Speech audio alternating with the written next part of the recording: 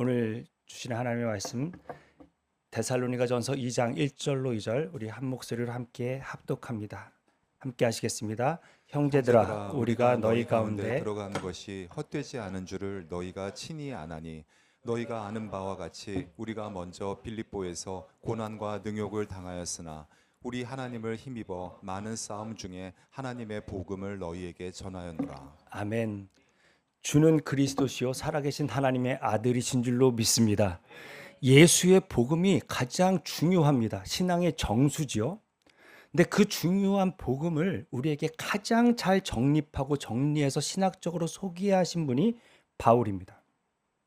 바울은 사실상 지금 생각해 보면 신약 성경의 최초의 저자일 뿐만 아니라 3분의 2에 가까운 저술을 했던 사람이고 대사도로서 아시아에만 갇혀있던 복음이 그를 통하여 유럽으로 전달되게 되는 놀라운 사역을 감당했고, 또 여러분 그가 한 일은 사실 어떻게도 설명을 해도 과가 아니고 지나치지 않을 정도로 기독교 신앙에 예수님 다음으로 영향을 많이 끼친 사람이 누구냐 물어보면 단연코 바울이라고 할 수 있을 것입니다.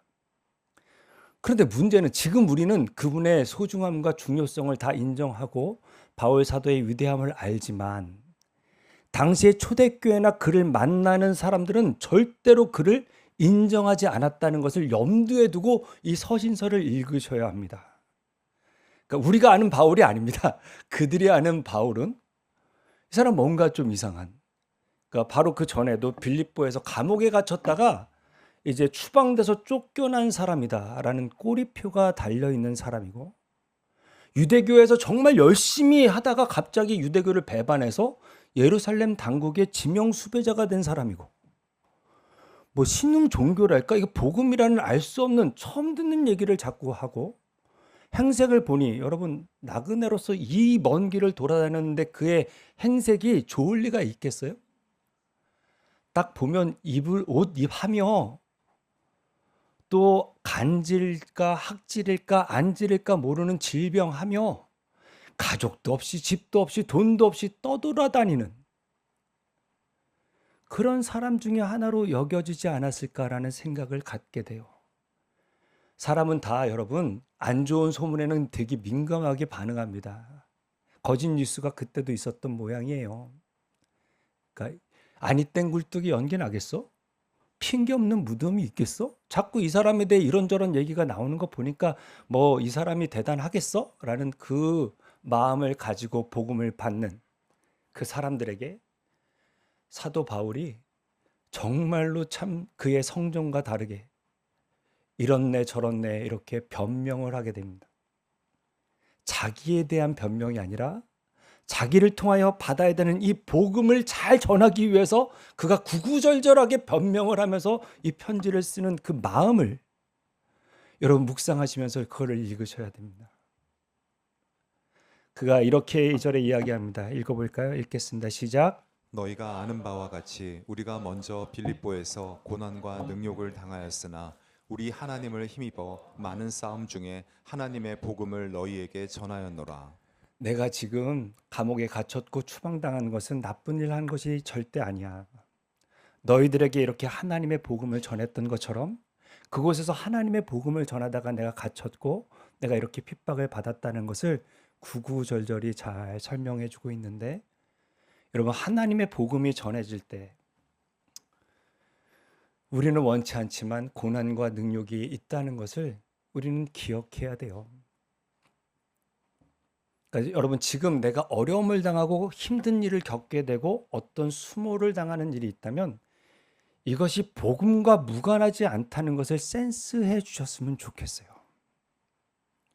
여러분 우리는 다 잘 나갈 때 자신에게 관심이 많고 잘 나갈 때 내게 유익이 되나 내가 정말 이 사람에게 페이한 값을 잘 하고 있는 사람이냐라는 기능으로 사람을 대할 수가 있어요. 쉽단 말입니다. 근데 고난을 당하게 되면 드디어 자신을 돌아볼 수 있고 또 사람을 대할 때도 영혼을 볼 수 있는 마음이 고난과 능욕 안에서 참 사람은 작용하게 되는 것을 보게 됩니다. 그 전에 있었던 그 빌립보에서 무슨 고난과 능욕을 당했는가, 우리가 사도행전 16장을 한번 잠깐 살펴보면 여러분 원래 바울과 실라가 아시아, 그러니까 비두니아 쪽에, 지금으로 말하면 이스탄불 쪽으로 복음을 전하고 싶었는데 갑자기 바울에게 환상으로 찾아오셔서 마게도니아인이 와서 우리를 도우라 했단 말입니다. 원래 가기로 했던 데를 안 가고 자신의 좋아하는 것을 내려놓고 성령을 따라 바다를 건너서 처음으로 유럽에 복음을 전하게 되는데 이 귀신 들린 여종이 계속 자기를 쫓아다녀요. 그래서 정말 괴로웠지만 참다가 결국은 예수의 이름으로 이 여종이 들린 귀신을 쫓아줍니다. 문제는 그 신통력이 귀신 때문에 있었는데 그 실력을 다 잃어버린 손해를 보게 된 그 여종의 주인이 당국에 고발을 했고 결국은 죽도록 맞고 많이 맞은 후에 아주 깊은 옥에 갇히게 되는 그런 어려운 고난을 그들이 받게 됩니다. 이 고난 속에서 여러분 글로 읽으니까 이게 간단한 얘기지. 옛날에 태형을 맞으면 죽습니다. 2차 감염으로. 깊은 옥에 갇혔습니다. 한 거라고는 순종한 죄밖에 없고 귀신 쫓은 죄밖에 없는데 이렇게 맞고 갇혔습니다. 둘 다 환상을 본 게 아니고 바울만 봤습니다. 따라간 신라 입장에서는 봤다며, 들었다며, 이게 뭐야 지금, 얼마든지 원망할 수 있고, 바울 입장에서도 이게 얼굴이 면이 안 서고 팀원들에게 너무나 마음 상하고 몸 상하고 정말 절망할 수밖에 없는 그 상황이었는데 그때 한밤중에 깊은 옥에서 바울과 실라가 기도하고 찬송했다 했고 그것을 죄수들이 들었다고 말씀합니다. 그때 갑자기 큰 지진이 나서 옥토가 흔들렸고 문이 다 열렸고 모든 매인 것이 벗어지는 놀라운 기적이 일어난 줄로 믿습니다. 사랑하는 여러분, 지금 혹시 고난 중에 계십니까? 절망 중에 계십니까? 영육으로 지쳤고 상처를 입으셨습니까? 지금은 기도와 찬송의 때인 줄로 믿습니다. 반드시 그 찬송을 들어야 될 영혼이 있는 줄로 믿습니다. 그때 이들이 들었고 다 열렸을 때 여러분 도망갔을까 봐 간수가 옥문이 다 열렸으니까 이제 사람은 하나도 안 남았겠지. 나는 군법에 의해서 처형당하겠지. 이 생각으로 자결하라 했을 때 바울이 거기 남았고 크게 소리 질러서 우리가 다 여기 있다고 한 사람도 도망가지 않았다고 얘기해 줬습니다. 그것을 믿지 못한 간수가 뛰어들어가서 불을 밝히고 봤더니 다 있어요. 문이 열린 것도 놀랍고 사람이 남아있는 것도 너무 놀랍습니다. 그래서 무서워 떨면서 선생이요, 내가 어떻게 하면 구원을 받으리까라고 물어보게 됐고 그 질문에 이렇게 대답을 하죠. 31절로 34절 한번 읽어봅니다. 읽겠습니다. 시작. 이르되 주 예수를 믿으라. 그리하면 너와 네 집이 구원을 받으리라 하고 주의 말씀을 그 사람과 그 집에 있는 모든 사람에게 전하더라. 그 밤 그 시각에 간수가 그들을 데려다가 그 맞은 자리를 씻어주고 자기와 그 온 가족이 다 세례를 받은 후 그들을 데리고 자기 집에 올라가서 음식을 차려주고 그와 온 집안이 하나님을 믿음으로 크게 기뻐하니라. 아멘.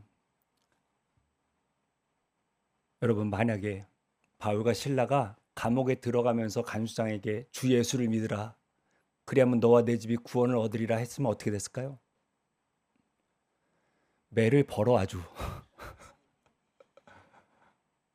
니나 잘하세요. 감옥에 갇히지 말고 라고 안 했을까요?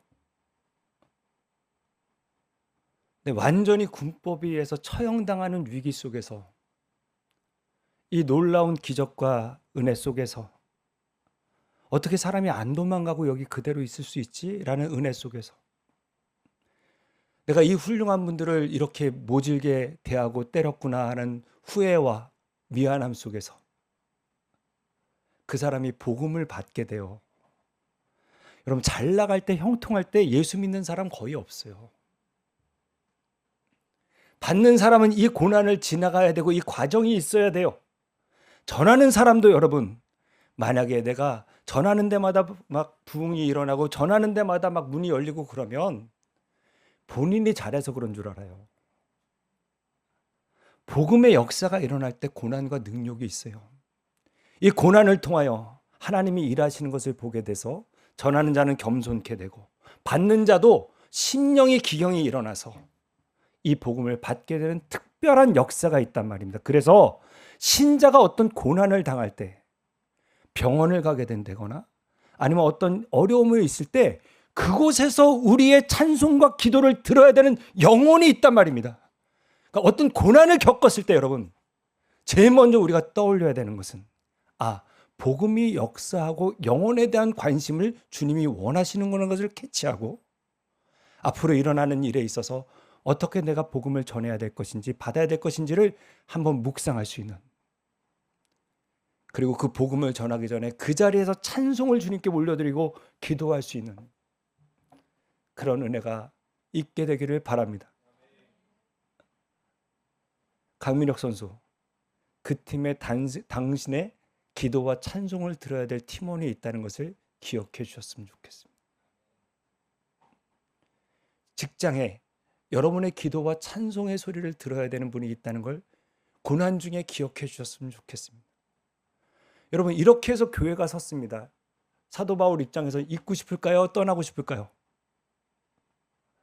여기서도 쫓겨나요. 데살로니가 갔더니 꼬리표가 따라왔어요. 저 깜빵 갔다며, 저 추방당했다며, 어쩔 수 없이 여기 왔다며, 이런 시선으로 자기를 바라보는 사람들 앞에서 구구절절히 설명하는 그의 모습을 보시란 말입니다. 3절 4절 읽어봅니다. 시작. 우리의 권면은 간사함이나 부정에서 난 것이 아니요 속임수로 하는 것도 아니라 오직 하나님께 옳게 여기심을 입어 복음을 위탁받았으니 우리가 이와 같이 말함은 사람을 기쁘게 하려 함이 아니요 오직 우리 마음을 감찰하시는 하나님을 기쁘시게 하려 함이라. 아멘. 복음을 전하는 사람, 사도는 하나님께 보냄을 받은 자라는 뜻입니다.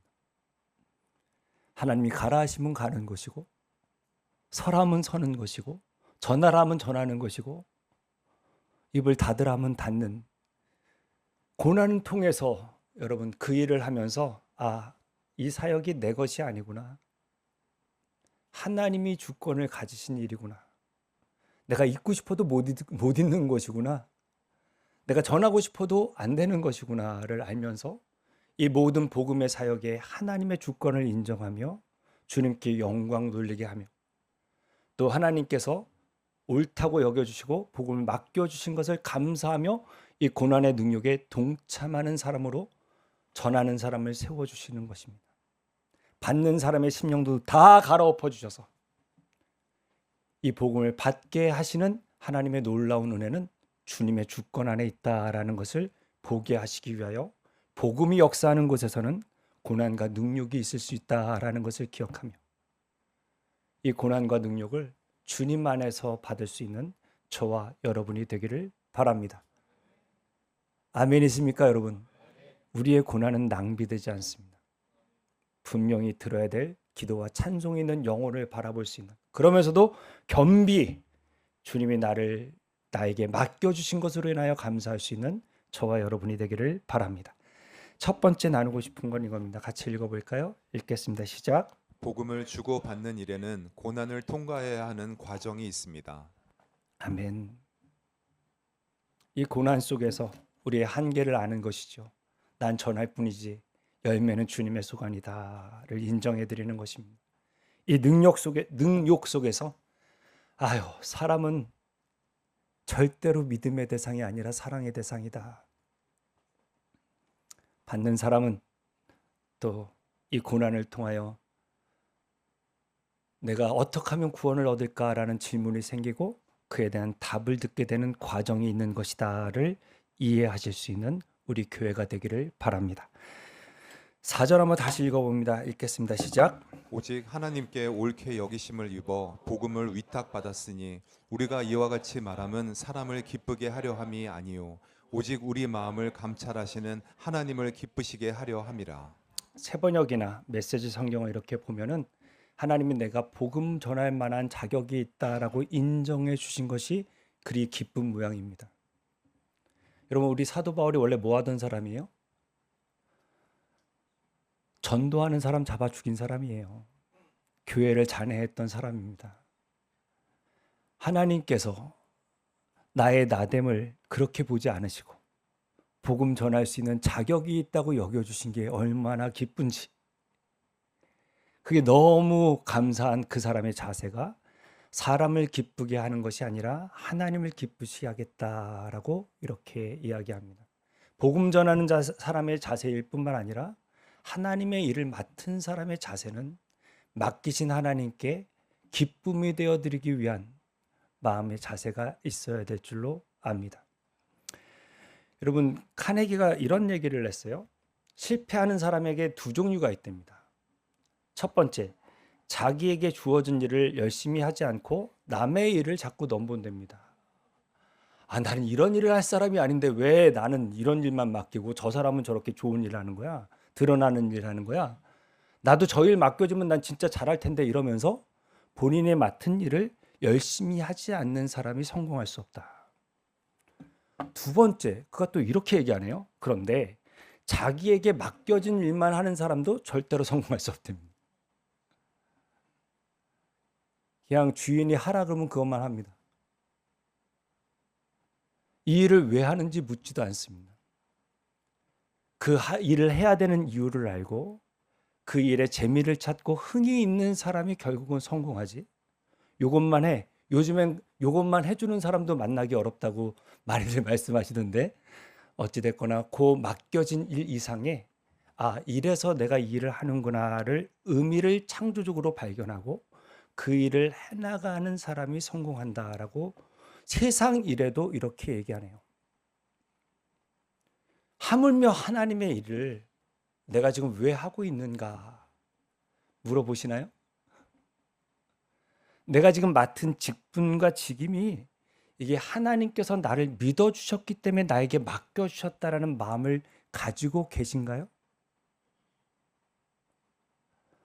여러분, 달란트 비율을 우리가 한번 생각해 봐요. 1달란트, 2달란트, 5달란트 받은 사람이 있었어요. 근데 5달란트, 2달란트 받은 사람은 충성되게 일했습니다. 그래서 2달란트는 2달란트를 남겼고 5달란트 받은 사람은 5달란트를 남겼죠. 그가 칭찬받은 건 이겁니다. 한번 노란 글씨를 읽어볼까요? 읽습니다. 시작.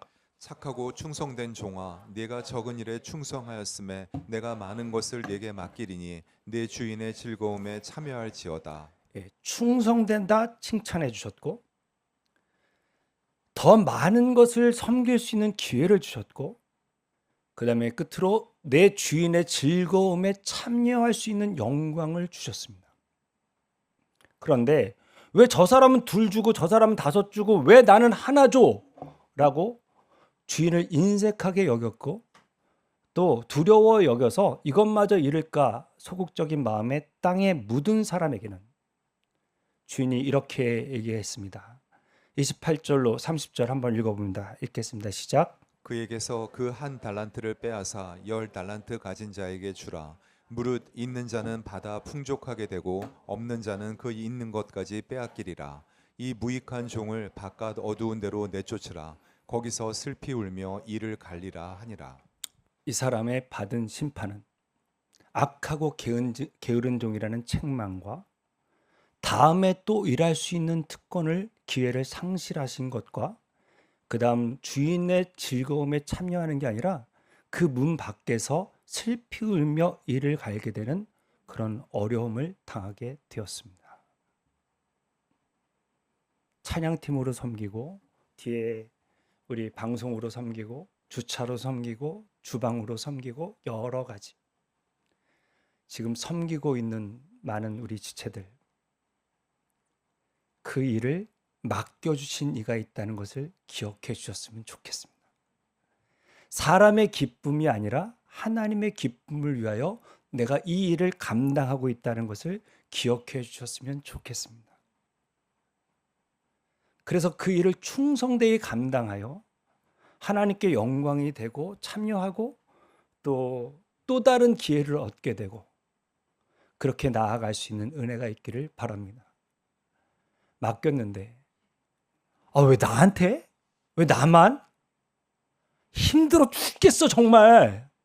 이렇게 생각하신다면 여러분, 맡기신 이가 힘과 능력도 주실 것을 믿고 그 자리에서 순종하고 인내하실 수 있는 은혜가 있기를 바랍니다. 아멘이십니까? 여러분, 정말 아무에게나 부탁하는 게 아닙니다. 사랑하고 믿기 때문에 이 일을 잘 감당해 주리라.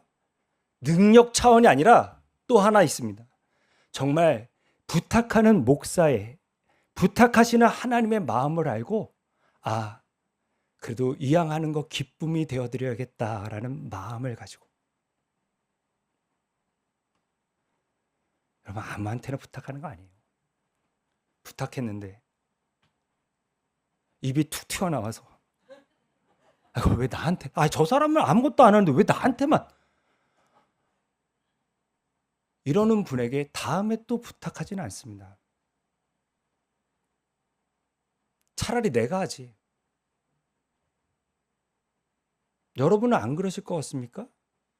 여러분도 마찬가지. 자녀한테 한번 부탁해 보십시오. 아비의 마음을 알고 어미의 마음을 이해해서 기쁨으로 해주는 자녀가 고맙지. 야, 하지 마. 입에 막 이렇게 그렇게 하는 자식들한테 고마워하는 부모가 있습니까? 여러분, 하나님께서 왜 나에게 이 직무를, 이걸 맡기셨는가? 다른 사람이 아니라 왜 나한테 맡기셨는가? 그 마음을 알고 그 마음을 시원케 해드리고 기쁘게 해드리는 가운데 우리는 잘하고 성숙합니다. 여러분, 교회에서 주일하는 게 기쁘고 즐거울 거라고만 생각하지 마십시오. 그거는 힘 하나 안 들이고 몸짱 된다는 얘기랑 똑같습니다. 그런 일은 없어요. 여러분, 개척한 목사도 내 뜻대로 교회가 안 돼요. 여러분이 하나님의 일을 하면서 정말 뜻대로 안 되는 걸 경험하실 것입니다. 내 맘 같지 않은 것도 알게 되실 것입니다. 서운할 것입니다. 상처받을 것입니다. 왜 나만, 이런 생각도 들 것입니다. 그렇기 때문에 우리는 하나님의 은혜를 의지하고 기도하고 나에게 맡기신 이가 내게 힘 주실 것을 믿으며 구하고 기도하며 찬송을 부르며 감당하는 것입니다. 그때 우리의 영적인 근력이 늘어나고 그릇이 커지면서 정말 하나님이 부어주신 놀라운 복이 있기 때문에 우리에게 맡기신 것이지. 여러분, 이 작은 교회이기 때문에 여러분이 안 하면 안 할 수 없는 그 부담도 제가 이해합니다만, 여러분, 큰 교회에서는 할 수도 없으셨을 것입니다.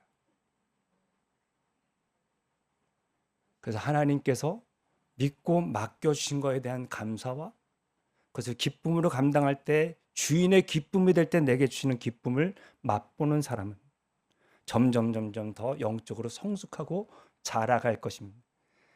맡기신 이가 뭐 사람 없어서 우리에게 맡기신 게 아니라 우리의 유익을 위하여 지금 우리를 이렇게 모아주셨고 교회를 섬기면서 배우게 하시는 것입니다. 문제는 사람의 기쁨을 추구하고 나의 기쁨을 추구하고 내 힘만 의지한 사람은 결국은 무너지게 되어 있습니다. 너무 힘들다고 원망하고 불평합니다. 너무 힘들다 하시는 분을, 그래요, 그러면 좀 쉬시면 좋겠습니다라고 한 다음에 제가 그분의 믿음과 신앙이 좋아진 걸 본 적이 없습니다. 목사의 딜레마는 여기 있는 것 같습니다. 아무리 힘들어도 주님을 의지하고 맡기신 이게 사람이 맡긴 게 아니구나, 주님이 나에게 맡기셨구나, 이 마음으로 맡기셨으니까 책임져 주시겠지 마음으로 버티고 견디면 일어서는데, 넓어지는데 여기에서 못 이겨내면 또 많은 방황이 있는 것을 보게 됩니다. 부디 사랑하는 직분자, 직임자 맡으신 분들, 맡긴 사람이 목사가 아니에요. 하나님이십니다. 아멘이십니까? 목회자도 셀리더도 어떠한 직분과 직임을 가지신 모든 분들이 내게 맡기신 이는 하나님이시다라는 고백 가운데 내 뜻대로 안 되기 때문에 기도하는 것이고, 사람의 칭찬을 구하지 않았기에 낙담하지 않는 것이고, 주님만 바라는 가운데 이 어려움을 잘 이겨내는, 그것이 교회지. 교회 오면 마냥 좋고 다 사람이 행복해 보이고 우리가 다 죄인인데, 그 죄인이 다 모였는데, 여러분, 그런 교회는 없습니다. 부디 하나님의 뜻을 더 깊이 아실 수 있는 저와 여러분 되기를 바랍니다. 그래서 여러분, 우리는 사람에게 영광을 구하지 않는다, 이 6절의 고백이 있을 수밖에 없습니다. 그 얘기는 하나님의 영광을 추구한다는 이야기겠죠. 얼마 전까지 파이어족이라고 있었습니다. Financial Independence Retire Early. 그러니까 조속한 재정의 자립, 그리고 그 이후에 조기 은퇴를 꿈꾸는 세대들이 있다. 워낙 이게 일과 삶의 밸런스가 안 맞으니까 이렇게 얘기하는 것도 이해되지만, 저는 여러분 일찍 리타이어 하신 만큼 부자이신 분이 쉬시는 것을 참 많이 봤습니다. 여러분 골프도 일하시는 가운데 잠깐 즐기는 거지, 월화수목 금토를 골프를 치시면 정말 성의도 안 들어가고 대충대충 막 하고, 스코어 조금만 오늘 안 좋을 것 같으면 아예 그 뒤로는 막 이러는 걸 너무 많이 봤어요. 그 골프를 하면서 짜증을 다 내고, 그러더니 폼도 망가져서 그 잘 치던 분들이 이상해졌어요. 이럴 수도 있네, 이런 생각이 들었어요. 여러분 여행도 일하는 중에 잠깐 쉬는 게 여행이지, 계속 여행만 다니면 집이 최고라는 것밖에는 그 다음에 뭐 없어요. 여러분 일하는 사람이 건강할까요? 일 내려놓은 사람이 건강할까요? 여러분 어떤 분이 더 늙어 보일까요? 어떤 분이 젊어 보일까요? 여러분 일을 안 하면 일찍 잘 이유도 없고 일찍 일어날 이유도 없어요. 자기 관리가 안 돼요. 그 관리라는 것도 일이 있어야 관리가 되는 것입니다. 그러니까 열심히 일하는 것도 복입니다. 아멘이십니까? 여러분과 제가 주의 일을 맡으면, 여러분 제가 목사로서 여기서 매주 설교를 하기 위하여 몸부림을 치기 때문에 그래도 말씀 가까이 있고, 그래서 또 어려움 중에 이겨내는 것이지, 어떻게 자기 힘으로 이겨냅니까? 부디 내가 하기 싫어도 하는 것, 또 어려워도 하는 것, 이 가운데 조금씩 자라게 하시는 하나님의 영광과 유익을 놓치지 않는 교회가 되기를 바랍니다. 두 번째 나누고 싶은 건 이거예요. 같이 읽어봅니다. 시작. 맡겨주심에 감사하며 하나님만을 기쁘시게 해야 합니다. 우리는 사람이 기쁜 걸 보고 위로를 얻습니다. 내가 사역을 잘하고 있다 아니다도 사람의 기쁨을 찾는 것 같습니다. 우리의 시선이 조금 더 하나님의 기쁨으로 왔으면 좋겠습니다. 아무 역사가 일어나지 않아도 하나님은 충성됨만으로도 기뻐하시는 분이시다라는 것을 아셨으면 좋겠습니다. 내게 구하는 것이 능력이 아니라 충성이심을 기억하며 하나님만 기쁘시게 해드리는 저와 여러분이 되기를 바랍니다. 우리 7절 8절 한번 읽어봅니다. 시작. 우리는 그리스도의 사도로서 마땅히 권위를 주장할 수 있으나 도리어 너희 가운데서 유순한 자가 되어 유모가 자기 자녀를 기름과 같이 하였으니 우리가 이같이 너희를 사모하여 하나님의 복음뿐 아니라 우리의 목숨까지도 너희에게 주기를 기뻐함은 너희가 우리의 사랑하는 자 됨이라. 여러분 너무 힘들고 어렵기 때문에 이렇게 격려가 필요하죠. 여러분이 혼자 잘하실 수 있으면 사역자가 왜 필요해요? 그러니까 여러분이 어려울 때 돕는 사람으로 세워주신 것이 영적인 리더입니다. 그러니까 그 사람에게 주어지는 첫 번째가 유순한, 온유한 사람으로 유모가 자기 자녀를 기름같이 생명도 나눠주는 사랑이 리더에게는, 목회자에게는, 셀리더에게는 있어야 합니다. 우리 진 목사님이 저희 교회에 와서 같이 승전사님이랑 같이 교역자들이 예배하고 나서 저한테 이렇게 얘기하셨습니다. 목사님, 먼저 저보다 먼저 경험하셨으니까 다 아시잖아요.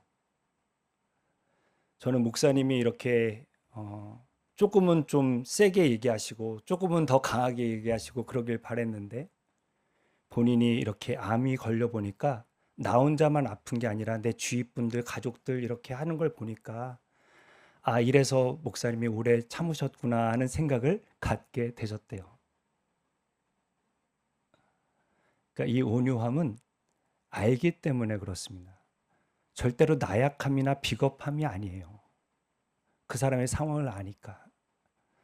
여러분 저희 아버지도 요양병원에 계십니다. 부모님이 아프다는 것이 자녀에게 어떠한 것이라는 것을 제가 알기 때문에 부모님이 아프시고 편찮으신 가정에 저는 참 많이 마음이 갑니다. 온유함. 그리고 그 온유할 수 있는 가장 중요한 것은 이 사람이 지금은 부족하지만 하나님의 사람으로 멋지게 잘 서줄 거야라는 믿음 안에서 온유할 수 있습니다. 저희 어머니가 몇 번을 기도원을 뛰쳐 올라가는지 모릅니다. 저게 목회자가 아니라 인간은 되려나 하는 낭망 속에서 끝까지 가서 기도로 붙들어 주셨던 그 어머님의 사랑, 같은 사랑이 우리 교회에 필요합니다. 왜냐하면 주의 일은 어려운 것이니까. 그런 따뜻한 그런 어미와 같은 영적인 리더가 되는 저와 우리 사랑하는 그런 어미들이 많아지기를 축복하고요. 근데 이것만으로는 안 됩니다. 사람이 하나 자라기 위해서는 11절 12절 읽어봅니다. 시작. 너희도 아는 바와 같이 우리가 너희 각 사람에게 아버지가 자기 자녀에게 하듯 권면하고 위로하고 경계하노니 이는 너희를 부르사 자기 나라와 영광에 이르게 하시는 하나님께 합당히 행하게 하려 함이라. 아멘. 우리 민혁이 민서, 우리 승현이 지우 선생님 이제 그 정도는 벗어났으리라 생각하고 엄마 아빠가 예스 하는 것보다 노 하는 게 훨씬 더 어려워요. 훨씬 더 마음 아픈 사랑을 하게 돼요. 근데 사람이 온전케 되기 위해서는 그 노라는 이야기를 들어야 돼요. 그래서 아비와 같은 역할을 해주는 이 권면. 그러니까 이런 거죠. 트레이너가 아이고 힘드세요? 그럼 내려놓으세요가 아니라 그렇죠? 집사님? 그 바벨에 손 하나 딱 대주면서 하나 더, 하나 더, 하나 더 이렇게 얘기하면 희한하게 혼자 할 땐 못하더라. 이게 올라간단 말입니다. 아비는 그 역할을 해주는 사람입니다. 너 힘들어? 내려놔가 아니라 너 힘들어? 내가 책임질 테니까 잡아줄 테니까 들어봐 이렇게 하면서 위로하면서 격려하면서 나아가는 것입니다. 저는 우리 성도 안에 이런 교제가 많아졌으면 좋겠습니다.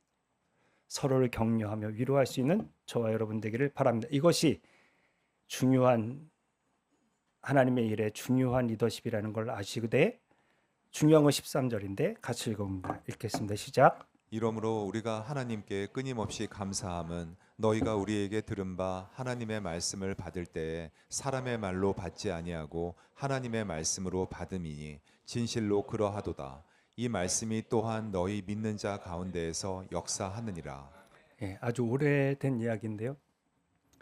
어떤 집사님 아들이 초등학교 1학년이었는데 본인이 목회자가 되고 싶다고 소원이 된다 이렇게 얘기를 하더래요. 왜 그러냐고 물었답니다. 그랬더니 그 아들이 이렇게 대답했어요. 아빠는 엄마한테 꼼짝도 못하고 엄마는 목사님께 꼼짝도 못해서 제일 센 사람이 목사님이야. 그래서 나는 목사가 되기로 결정했대요. 초등학교 1학년 다운 이야기인데 저는 그 얘기가 참 너무 좋았어요. 그러니까 목회자를 존중하는 문화 속에서 그 아이가 자라겠구나. 교회는 교회고 신앙은 신앙이지. 목사도 사람이지. 사람 보고 다니는 게 아니라 하나님 보고 다니는 거야. 말은 바른 것 같은데 여러분 그 얘기하는 분 중에 건강하고 바른 신앙을 가진 분을 저는 많이 못 봤습니다. 목회자와 바른 관계를 가질 때 신앙이 기쁘고 교회 생활이 행복해요. 어쩔 수가 없어요. 여러분 저는 몇 번 말씀드렸잖아요. 소망교회 좀 커요. 근데 늘 우리 이승준 목사님 앉아 계신 이쪽에 거기에 어머니 아버지 사이에 있었잖아요. 제가 예배를. 여기에도 문이 있습니다. 일로 나가면 더 가까워요. 근데 군대 가기 전날 목사님께 인사드리고 가야 된다. 입이 툭 튀어나와서 저까지 언제 가 막 이러는데 10만 원 줄게 가자. 이렇게 해서 제가 군대 가기 전에 유흥비가 궁한 차에 10만 원 가야지. 그러고 가서 또 그냥 넉살 좋게 꾸벅 그냥 90도 인사합니다. 목사님 군대 다녀오겠습니다. 딱 이랬는데 광 목사님이 어렸을 때부터 어머니 아버지 사이에서 예배드리다가 벌써 장성하여 군대를 다 가냐고. 좋은 인생 공부하고 오시라야. 이렇게 이북 사투리로 그렇게 얘기해 주셨을 때 저희 엄마는 그냥 대성통곡. 제 이름을 불러주신 것도 아닌데 목사님이 재승이를 아셨어 그러면서 막 그렇게 좋으셔서 그렇게 우셨던 게 생각이 나요. 어디 큰 군대 갈 때 목회자에게 인사하고 기도하고 기도받고 가는 것. 어디 여행 떠나기 전에 목회자에게 받고 가는 그런 문화들. 여러분, 저를 존중해 달라는 얘기가 아닙니다. 이 말씀을 하나님의 말씀으로 받아야만 여러분의 신앙이 자라기 때문에 그렇습니다. 이 일이 얼마나 중요하냐면 사도 바울은 이렇게 얘기하네요.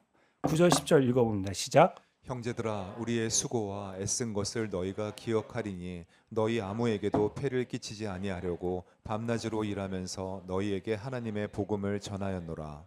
우리가 너희 믿는 자들을 향하여 어떻게 거룩하고 옳고 흠없이 행하였는지에 대하여 너희가 증인이요 하나님도 그러하시도다. 참 사도 바울, 예수님도 오른손이 한 일을 왼손이 모르게 하라면서요. 이 구구절절 뭐 하는 거예요? 본인이 애썼고 모를 때도 했고 밤낮으로 수고했고 막 왜 이러는 것입니까, 여러분? 자신을 오해하면 말씀이 안 들리니까. 이렇게 해서라도 당신들이 은혜 받기를 바랍니다라는 목회자의 간절한 소원을 여러분 이 서신을 통해서 읽으셔야 됩니다. 저를 위해 달라는 얘기가 아니라 저와 담임 목사와 목회자와 셀리더와 좋은 관계를 가질 때 믿음이 자라기 때문에 부디 이 은혜를 누리실 수 있기를 바랍니다. 혹시라도 저의 연약함과 부족함으로 상처와 어려움이 있으신 분들 정말 주의 은혜로 그 막힌 담이 다 허물어지는 예배가 되기를 바라고 서로 주 안에서 사랑하고 존경하고 존경받는 그런 성도의 교제를 나눌 수 있는 은혜가 있기를 바랍니다. 여러분 사도 바울이 설교를 잘했을까요? 못했을까요? 잘했을까요? 한번 읽어보실까요? 한번 읽어볼까요? 시작. 그의 말들이 그의 편지들은 무게가 있고 힘이 있으나 그가 몸으로 대할 때는 약하고 그 말도 시원하지 않다 하니. 고린도 교회의 평가입니다. 편지는 정말 이게 너무 은혜가 되는데 좀 뭐 하는 거냐. 여러분 오죽하면은 졸다가 떨어져 죽을까요? 유두고라는 사람은 그거 참 대단한 능력 아닙니까? 얼마나 말이 시원치 않았으면 거기다가 안질일지 학질일지 간질일지 그 연약함 속에서 좀 못 말하는 거야. 이렇게 여길 법한 그 사도 바울의 이야기와 설교를 사람의 말이 아니라 하나님의 말씀으로 받을 때 믿음의 역사가 일어났다. 여러분, 하나님의 말씀으로 받을 준비를 하고 믿음으로 받으면 병든 자가 고침을 받는다고 저는 믿습니다. 문제가 있는 자가 해답을 얻게 될 줄로 믿습니다. 상처 입은 자가 회복될 줄로 믿습니다. 성령의 역사가 임해야 될 것입니다. 여러분, 부족한 제 설교지만 사람의 말이 아니라 하나님의 말씀으로 받게 되는 은혜가 있기를 바라고 어떤 고민과 상처와 어둠 속에 있다면 주일에 하나님이 무슨 말씀을 주실까 기대하면서 이 말씀을 받을 때 성삼위 하나님께서 역사하실 줄로 믿습니다. 근데 여러분 시험에 들수록 이 은혜권 밖으로 밀려나고 예배가 은혜가 안 됩니다. 잘 생각하셔야 돼요. 주님의 은혜가 우리 교회 가운데 있게 되기를 바랍니다. 저의 단 한 가지 소원은 우리 성도님들이 하나님의 말씀으로 잘 받아 그 믿음으로 받을 때 역사가 일어나는 간증과 체험이 있기를 바랍니다. 그리 될 줄로 믿습니다. 같이 읽어봅니다. 마지막 주제입니다. 읽겠습니다. 시작. 사랑으로 본이 되어 전하고 하나님의 말씀으로 존귀히 받아야 합니다. 아멘.